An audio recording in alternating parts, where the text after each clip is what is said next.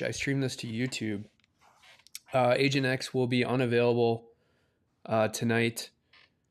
Uh, he's been having a rough week, very busy day.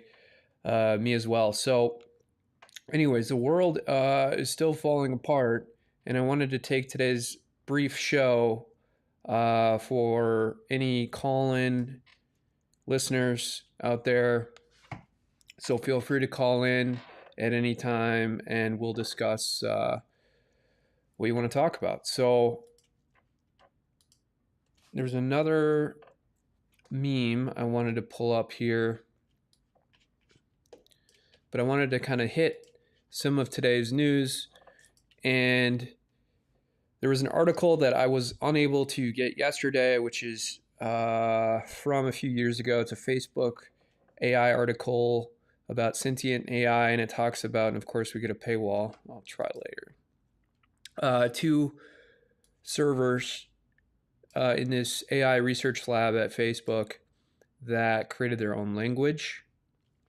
This is that language, and Facebook actually had to pull the plug because it was getting really weird and strange. And so machines are becoming almost silicon brains at this point, 5 or 6 years later.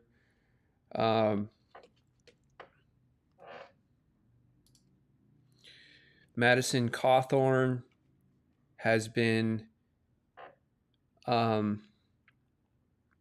politically attacked from both sides of the aisle, obviously. But what's interesting is that it's becoming more of a right-wing thing at this point. And, Madison Cawthorn is disabled. He's in a wheelchair.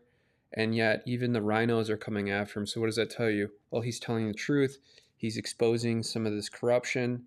He came out about these drug-fueled, orgy-ridden parties. And that was kind of like the apex moment for the rhinos to try and shut Madison Cawthorn down and prevent him from continuing to run. And you notice that the rhinos didn't necessarily help Madison with his election lawsuit that he won, by the way, where a bunch of Dem Lawfare was directed at him about his support of the January 6th protest before the riot, for lack of a better word, at the Capitol. Before it got to that point, Madison Cawthorn was supportive of Trump's speech. That's why I'm calling it January 6th. So that lawsuit that was dismissed, you didn't hear about it. In fact, there was no protection at all from rhinos. Speaking of Dem Lawfare, I wanted to kind of touch on this story, which is that OAN, kind of a right-leaning media network that's now hooked into a lot of cable news packages, like for Infinity, Comcast,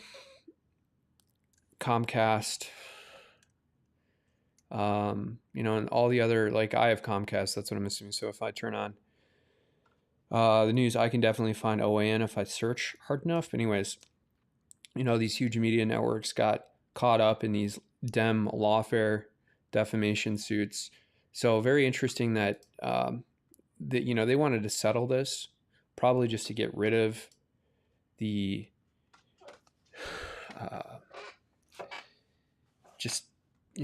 get out of court and just not deal with these Democrat lawyers anymore, especially when it's been so negative for the right, just to be associated with January 6th. So Newsmax also got sued. What do they sue Sean Hannity as well? So everybody knows about these lawsuits, but some of them are starting to settle. So you wonder how much money. Why are they now going after Madison Cawthorn? Okay, so another thing I wanted to talk about, and again, if you want to call in, feel free to copy and paste that URL. You'll get patched directly into the live stream. I'm just going to take any callers today keep this show brief because of the fact that I'm extremely busy. I'm sure everyone else is extremely busy, and Agent X is also going to be unavailable today. So, uh, CERN was upgraded in the 3 years that it was shut down, which I was unable to find any information on other than just a brief few stories. So, as CERN was upgraded, we have scientists detect the biggest extraterrestrial earthquakes ever on Mars. So, I mean, is there any association between these two events? Possibly. Okay, so we have these unhinged, radical, left wing protests about abortion, about Roe v. Wade. You know, we saw the Madison, Wisconsin. Was he? No, it was in Milwaukee, where they had torched not even like an abortion's right uh, nonprofit group. It was just literally uh, a group that supports pro-life and supports women who are pregnant. Didn't push a political ideology, didn't have an agenda. So yeah, it's kind of interesting that the only states where they're actually investigating a lot of this nonsense are in quasi, red states. So the middle of Wisconsin, aside from Madison and Milwaukee, although this comes out of Madison, is mostly Republican. Um,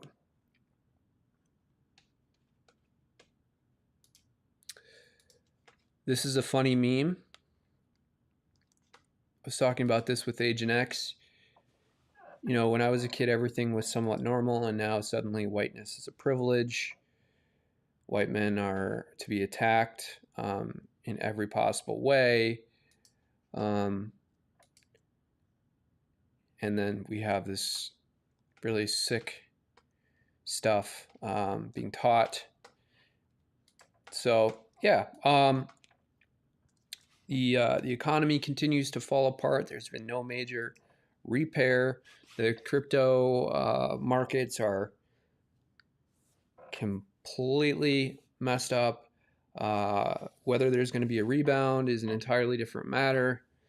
But it appears as though, for the time being, that the crypto market is going to be crashed for a while. Who knows if it'll go down to 20K? And then the other issue here is that, I was thinking about this today. So, sometimes I travel and I use my card in different areas, and then I get these fraud alerts through email. Sometimes before, like especially during the pandemic, my card would get shut off. There was one time actually that I was having car issues and my card got shut off. I wasn't able to pay a cab. I wasn't even able to get Uber. I had to go to the parts store. I couldn't buy the parts I needed to get my situation resolved because the card was all screwed up, and I had to wait until the bank reopened and figure out a way to get there. So, I was thinking about this. These corporations, especially these banks, have rigged everything now, and they've tried to use really sophisticated propaganda to try and make you believe essentially that what they're doing is to protect your best interest when it's not. So I was on the phone with this guy today as I was dealing with one of these fraud alerts, right?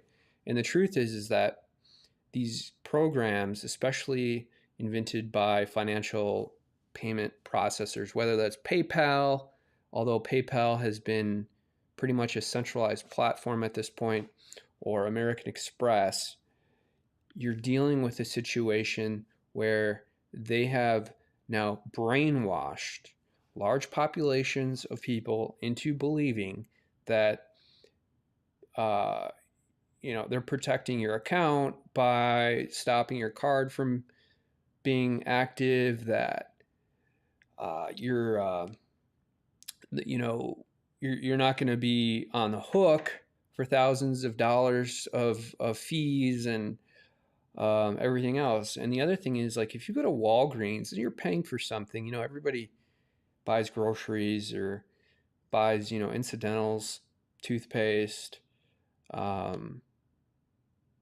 deodorant, whatever. Go to, CVS.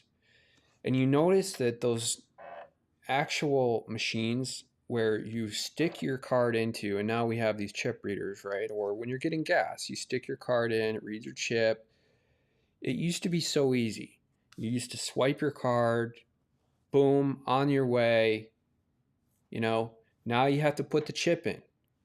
And it's not just putting the chip in, you have to put it in the right way. So you have to orient the card correctly. The next thing you have to do is you have to press a bunch of buttons on the keypad, right? Oh, do you want a car wash today? No. Do you want a receipt? No. Um, so again, I remember this being much more efficient because banks weren't passing these costs onto the consumer. And you've seen, especially in like the last 10 years, definitely within the past 5 years, that they've used really sophisticated like Western propaganda to make people think that, oh, well, if I make a transaction in a different state and my card gets locked and I get a call that, you know, it's protecting me, it's protecting all the money in my account. No, it's really not. I mean, we have federal regulations that protect people's, especially their bank accounts, against fraud. You know, we had like credit cards, especially in Russia and stuff. You have organized criminal gangs that steal card information, sell it on the black market, on the shadow internet.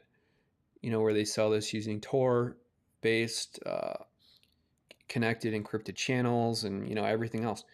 But at the same time, there's other ways to protect our information, our private data. And it makes just the average transaction so much more difficult. It makes our lives more difficult. It would be similar to, you know, like same thing happened with air travel. If you were going to go on a trip, you'd go through security, they'd wave that wand around you, zip through, you know, a half hour at the most. Now, if you show up to O'Hare in Chicago, midday, especially in the middle of the week, when there's a lot of airline travel, business travel, and so forth,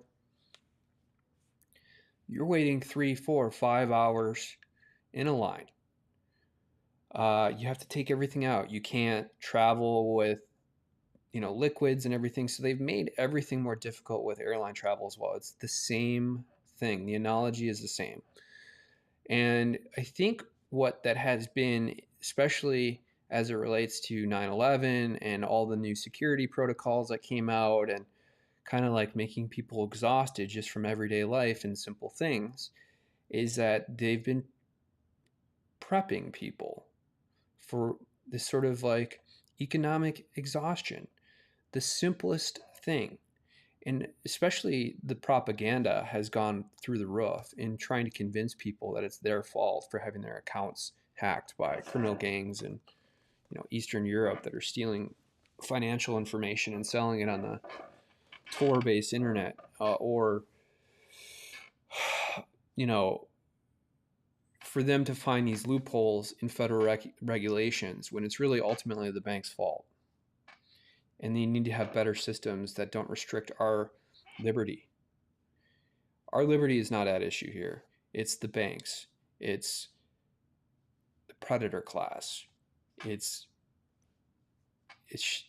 again, this is just another complete and utter fraud. I wanted to talk about another thing which is similar, and Agent X, if you are perhaps watching, feel free to call in. Anyone else, definitely dial up with that URL. We're going to get patched in. We can talk about anything you want. I'll probably be here for another 15 minutes, but you know, the mortgage scam and adjustable rate mortgages that are now, if anyone has them, going through the roof with these interest rate hikes. But especially the fact that during the Obama era, when socialism became more the norm, and now it's almost like It's not even more the norm. It's like woven into the fabric of society. Mortgage modification always generally existed on some level or some theoretical sort of uh, idea. Banks were able to adjust their lending practices during and after a loan, depending on conversations with the borrowers. But when they rolled out these huge mortgage modification programs, that told you one thing. That told you that the entire mortgage market is a scam, that they can set and adjust rates as they want. They can set and adjust the amount that you're paying on your mortgage willy-nilly. And that most importantly, what this taught us is that they can sell mortgages to other hedge funds and other big banks at whatever price that they want, and that the actual underlying asset, the actual mortgage itself, now obviously packaged in with thousands of other mortgages at a time when they were kind of breaking these off into little packages, showed you that you could get any discount on buying all these loans packaged together as long as you had enough money. And you could set your own price for that mortgage. It's a game, it's a scam. And I was talking about this with Agent X. And the first thing they teach you in economics programs is that you get into, micro econ or macro econ 101, and they teach you about the business cycle. What's the core of business? The business cycle. Two different industries have different business cycles. Some industries fluctuate seasonally. Others, operate under different market conditions, of course, right? And the truth is that business cycles to some extent are bound by market conditions. They're like price elasticity is directly proportional to the type of industry, the type of work, and so forth. So yes, that's true to some extent. However, a lot of it is just complete malarkey. And Trump showed that to some extent, where, for example, everybody was telling him that he was going against, the academics, that he was going against like classical Keynesian economics or other things when he was operating the way that he was, like, for example, putting tariffs on certain Chinese products, or subsidizing the national production of products versus outsourcing some of that to Mexico. And not only does that show you that this whole thing is a game, but it shows you, more importantly, like, that business cycles and the whole science of economics is really a science of the predator class. The predator class has been able to move markets as high as they want, and then they want to create buying opportunities. So they flush the market, they sell their assets, intentionally crashing or tanking the market, like what we're seeing with cryptocurrency right now. These huge hedge funds have huge positions, and they want to create buying opportunities. So they crash the market, and they have all their friends crash the market, and they have some coordinated inside information, especially when it comes to unregulated markets like cryptocurrency. So this is why cryptocurrency fluctuations are so important to watch, because, and this is also why hedge funds created their own non-regulated black slush fund of money in markets that they trade between themselves. They don't trade it on a public open market because they didn't want regulation, because they wanted to use that to infuse the predator class with buying opportunities, to be able to misuse the retail investor, to be able to change the market when they want it. And that is the heart of a business cycle. The business cycle has no Um, when you're talking about like shoveling, like snow removal would be a great one. Like very seasonal, right? So you're gonna in the winter months you're gonna have boom. It's gonna be the market's gonna be great. Now in the summer it's not gonna be great. That's obvious, common sense. But what about other markets that don't fluctuate seasonally? What about you know the pharmaceutical market? Pfizer, Moderna, market goes way up when they sell a lot of products. Goes down when they're not selling products. They are creating buying opportunities, rigging federal and state and other things in order to make the market go up because they have huge groups of lobbyists in Washington and other government bodies like the EU and various countries.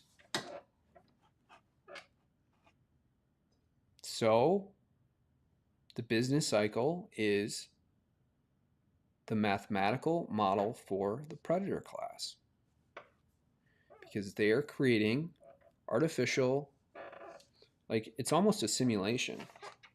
But again, if this was like an efficient market, this is also what they teach you in economics is like, okay, so if you were to take the pharmaceutical market, right? So assuming that, there are maybe some medications that are seasonal, whatever, but overall, generally it's pretty consistent, right?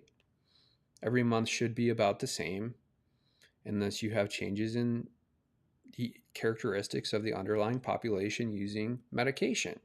Maybe they age, maybe they're baby boomers, so they're taking more. Maybe now that baby boomers are retiring and sadly getting into an elderly age and being replaced by younger generations, unfortunately, as a natural and normal aging process takes hold, you have a changing underlying population. So maybe they're taking less because you have a younger generation coming in.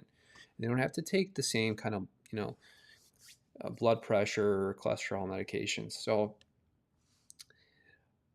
but if you were to take that today and just annualize it out, you would see that there'll be slight modifications, but over time it'll increase. It'll be up, down, up, down, up, down, up, down, up, down, but over time it'll slightly increase. There's not going to be these huge like waves, right? That's a great example of the predator class and how they actually control, tank, and dominate these markets to create buying opportunities. And the business cycle doesn't really exist for a large number of industries that are not tied to classic market conditions. Anyways, call-in number is available. Please do subscribe if you can. I'm going to be launching this video platform called Enjoin.video as soon as I possibly can.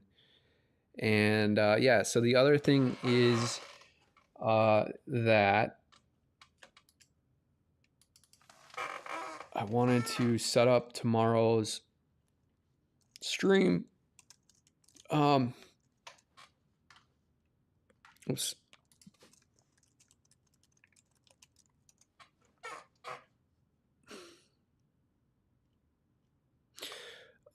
It's funny too when you go to Drudge Report, you see like groping claims, Royal Nebraska primary, West Virginia's nasty, and then you see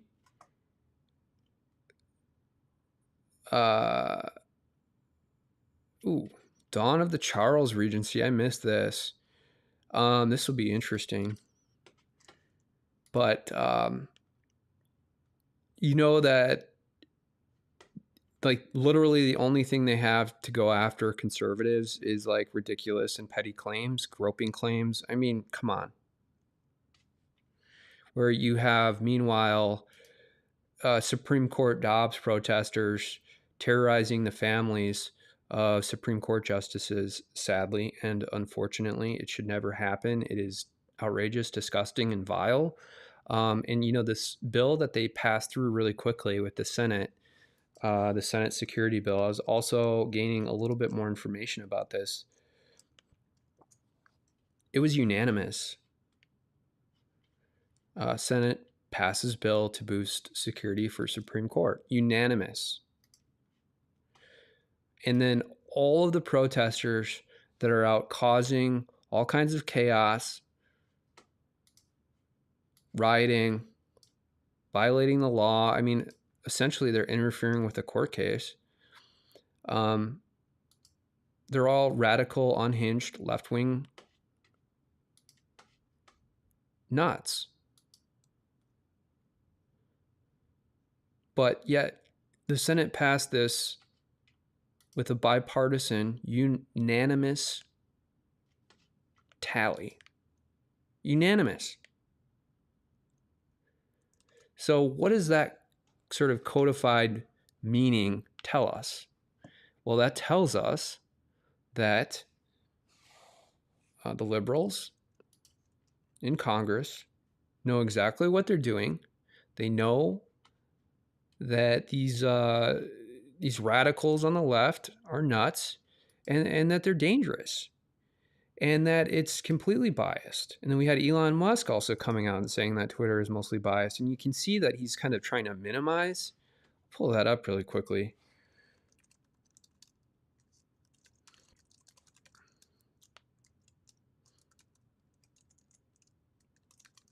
There was a bunch of stuff in the news today about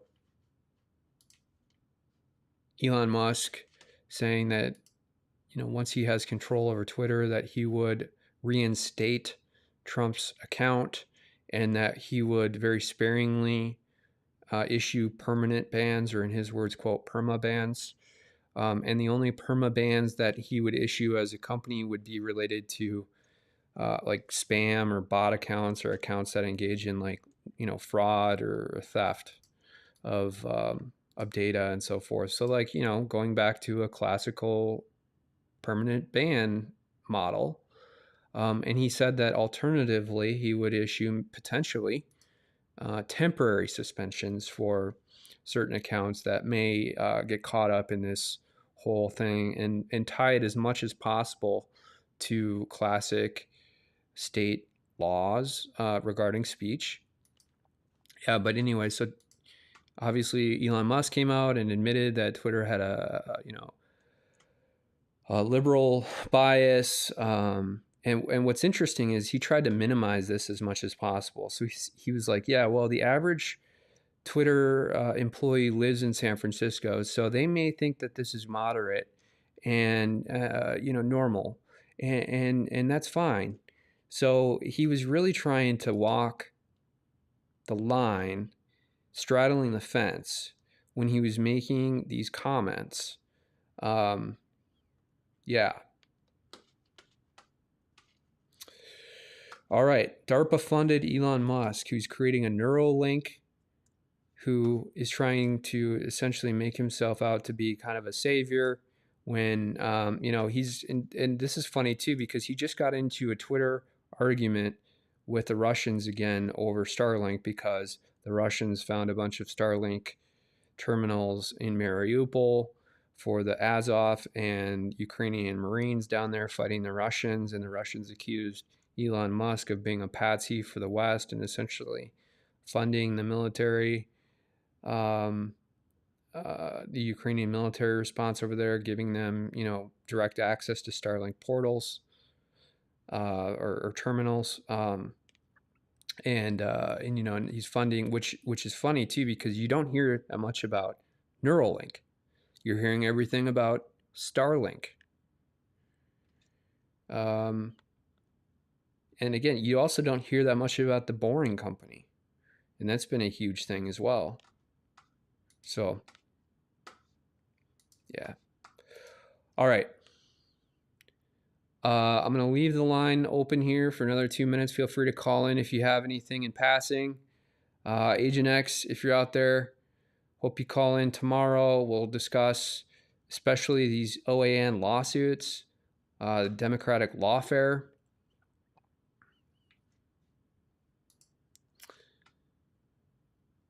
And how hungry the media is to capitalize on these settlements to enhance their narrative. And again, this settlement came out on the heels of 2,000 Mules. Isn't that interesting? Funny timing, right?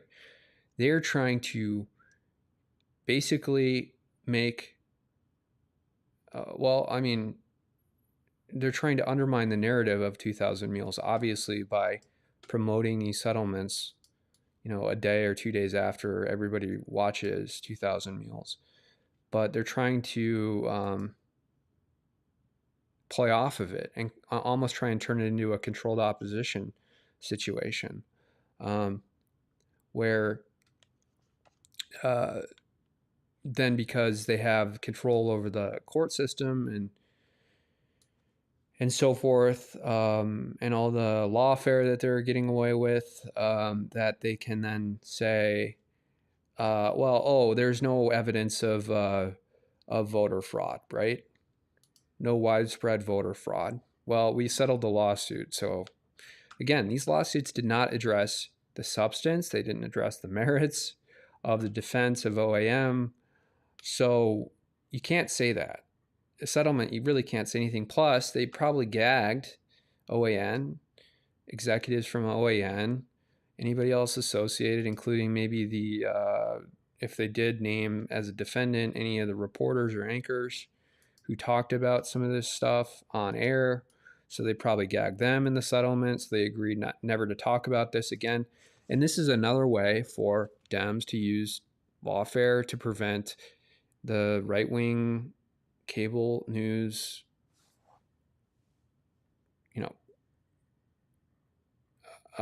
from talking about election fraud, ballot fraud, from talking about all this mule stuff. And companies like this give in because they want to continue to sustain their existence. They want to survive. They've invested a lot of money, and this is how they create the establishment. So now OAN is going to be like Fox News. They're not going to tell the truth. They're gonna bend their knee to some extent. They're going to bring in weak people who refuse to tell the truth, and they're going to bring in weak anchors, weak reporters who,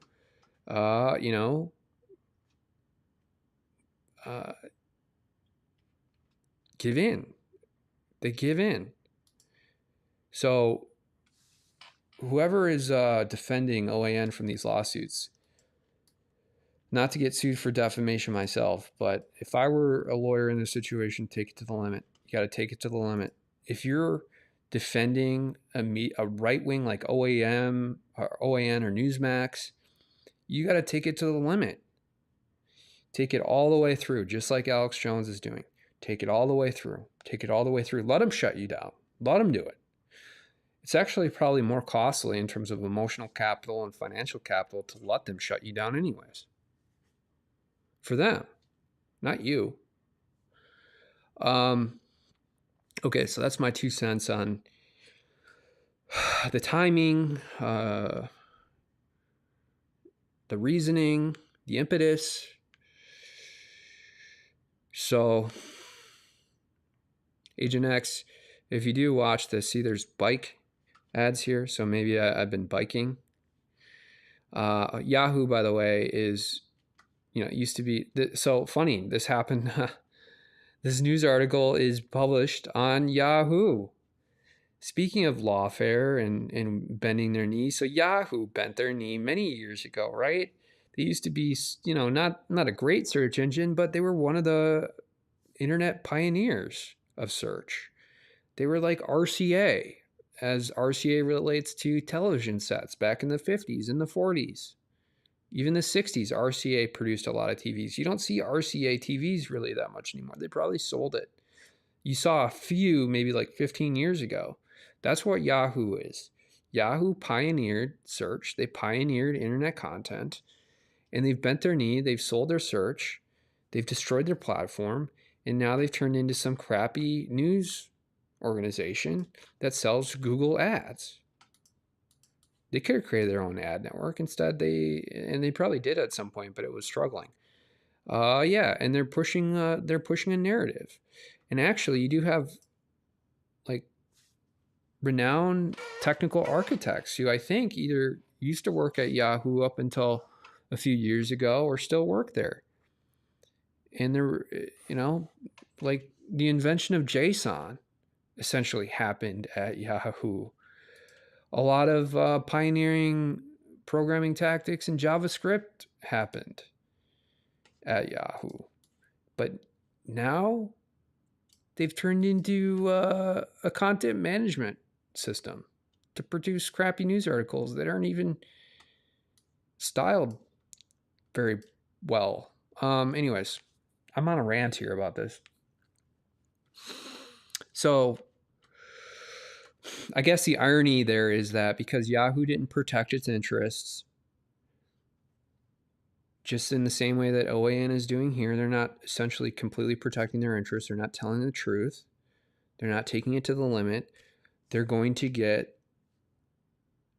put into the dustbin of society. Yahoo is in the process of being put into the dustbin of society, and OAN will never be completely legitimate because they're bending their knee.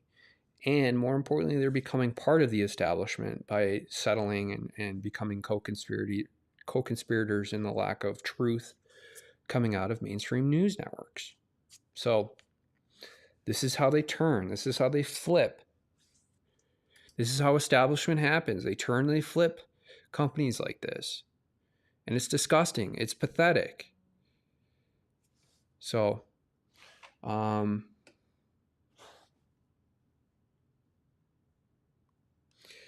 Musk isn't turning and flipping, is he? That's because he's DARPA funded. He takes it to the limit. You got to take it to the limit in life. You got to take it to the very, very end. You got to be uncompromising. When you're running a corporation with billions of dollars, they can take your billions of dollars and turn you into, hundreds of millions, and then they'll turn you into a couple million, and then they'll turn you into a couple 100,000. This is how it works.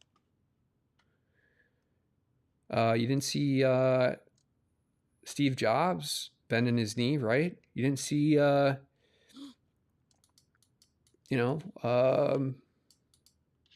Henry Ford bending his knees to banks.